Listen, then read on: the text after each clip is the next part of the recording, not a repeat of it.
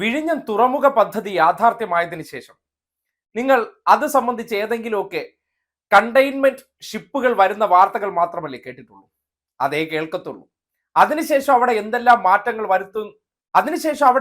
മാറ്റങ്ങൾ വരുന്നുണ്ട്, അതുമായി ബന്ധപ്പെട്ട് ജീവിക്കുന്ന മനുഷ്യർ, വിഴിഞ്ഞം മേഖലയിലെ ഈ മത്സ്യബന്ധന തൊഴിലാളികൾക്ക് വേണ്ടി സർക്കാർ എന്ത് ചെയ്യുന്നു, ഇതൊന്നും പിന്നെ വാർത്തയേ അല്ല. അതൊന്നും പൊതുജനങ്ങൾ അറിയേണ്ട പ്രധാനപ്പെട്ട കാര്യമല്ലെന്നാണല്ലോ ഇവരുടെ വിലയിരുത്തൽ. എന്നാൽ നിങ്ങൾ അറിയേണ്ടിയിരിക്കുന്നു.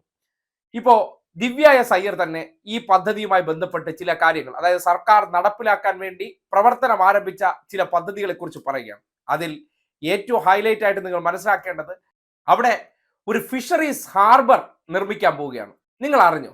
എങ്ങനെ അറിയും? അതൊക്കെ നിങ്ങൾ അറിയിച്ചു കഴിഞ്ഞാൽ ഇതൊക്കെ ചെയ്യുന്നുണ്ടല്ലോ എന്നൊരു തോന്നൽ നിങ്ങളുടെ ഉള്ളിൽ വരില്ലേ? ഇത് മാത്രമൊന്നുമല്ല, വിഴിഞ്ഞത്തെ സംബന്ധിക്കുന്നിടത്തോളം ആ തുറമുഖം ഫുൾ പ്രവർത്തന സജ്ജമാക്കാൻ വേണ്ടി സർക്കാർ എന്തെല്ലാം പുതിയ പദ്ധതികളുടെ പ്രവർത്തനം ആരംഭിച്ചു എന്ന് നിങ്ങൾ അറിഞ്ഞിരിക്കേണ്ട കാര്യമല്ലേ? അതിനെക്കുറിച്ചൊക്കെ പറയാൻ, ഈ സർക്കാർ ചെയ്യുന്ന പ്രവർത്തനങ്ങളെക്കുറിച്ച് വളരെ മതിപ്പുള്ള, അവരുടെ ആത്മാർത്ഥതയെക്കുറിച്ച് അടുത്തു നിന്ന് പ്രവർത്തിച്ചതിന്റെ അടിസ്ഥാനത്തിൽ മനസ്സിലാക്കാൻ കഴിയുന്ന ദിവ്യ എസ് അയ്യർ ചില കാര്യങ്ങൾ ഒരു വീഡിയോ സഹിതം പുറത്തേക്ക് ഇറക്കിയിട്ടുണ്ട്.